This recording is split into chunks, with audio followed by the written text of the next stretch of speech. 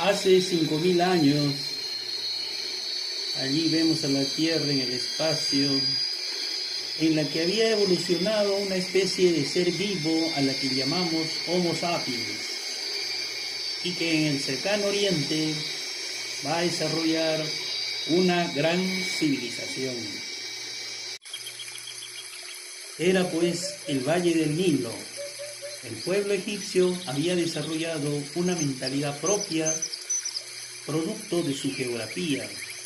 Esa geografía que se componía de desiertos, las aguas del río Nilo, la flora, la fauna. Y los egipcios amaban la vida, pero también eran testigos de que podía sobrevenir la muerte. Comunicación con los muertos.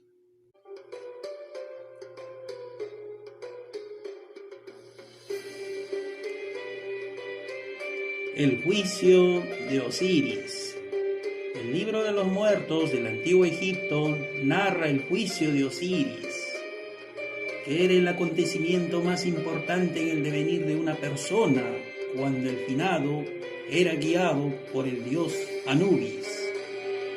Era pues extraído mágicamente el ib, o el corazón, luego contrapesado con la pluma de Maat, mientras 42 dioses hacían diversas preguntas, cuya respuesta hacía subir y bajar el peso del corazón del finado, mientras el dios Tot registraba las diferencias y sumas del peso del corazón del fallecido. La comunicación es la acción consciente de intercambiar información entre dos o más participantes. Los antiguos egipcios pensaban seriamente que podía existir la comunicación entre el mundo de los vivos y el mundo del occidente o el mundo de los muertos. Y es así como llamaban al mundo de los muertos, ¿no? El occidente. La comunicación no se produce si no hay una respuesta ante un mensaje. Eso no era problema importante en aquella época, pues el finado podía ser chantajeado con no llevarle ofrendas, ni ser atendido con vestimentas o prendas que se creían necesarias en la otra vida. El muerto pues decidía apoyar a su pariente vivo, intercediendo ante los dioses, y luego se manifestaba ante los ruegos terrenales por medio de sueños, señales. Y hasta el simple devenir de la vida era ya considerado como una respuesta del muerto desde el más allá.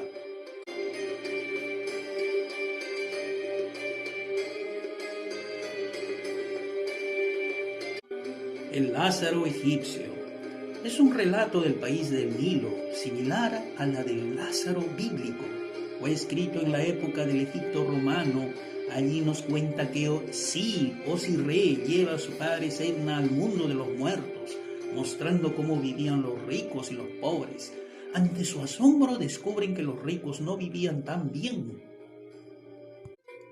como se pensaba, y que más al contrario, los pobres eran elevados.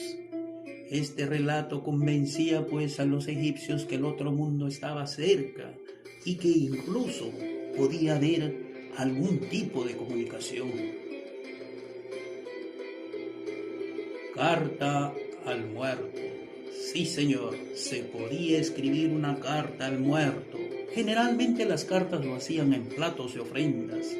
La carta al familiar difunto era similar a una carta corriente, con un destinatario claro y bien identificado, que se depositaba en el altar de ofrendas junto con sus alimentos y prendas que podía necesitar el difunto en la otra vida. La carta contenía promesas de buena conducta y recordaba siempre al fallecido o fallecida. También se pensaba que el difunto tenía unos oídos muy agudos, como la de los dioses. Por eso los egiptólogos creen que la mayor parte de los pedidos se hacían en forma oral y que la comunicación escrita era más bien poca. Ahora, el trato en el diálogo quizás fue muy similar a como fue en vida, según cómo entendía esa persona. a las buenas o a las malas, pero claro, con prudencia. Nadie quería ser objeto de la ira de un espíritu enojado.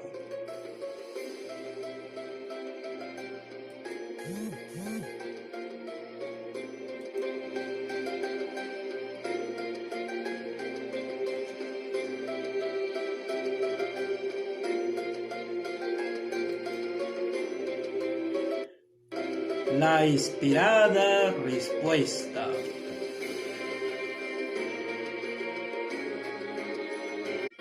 La parte más hermosa de la comunicación, muy especial, es la respuesta. No en vano el emisor se esmera en escribir o en manifestar oralmente con rebuscadas y diplomáticas palabras. ¿Para qué escribir si no hay una respuesta?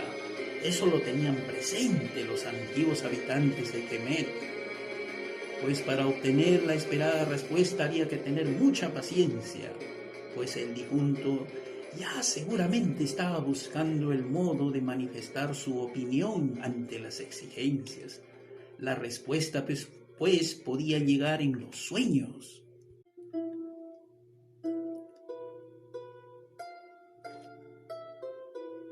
La respuesta podía llegar con señales fuera de lo común e incluso se manifestaba con el devenir de la vida diaria.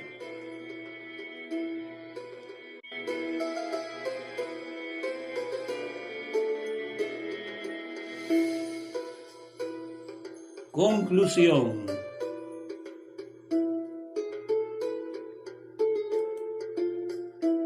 La comunicación entre los mundos era tomado por algo cierto en los pueblos antiguos.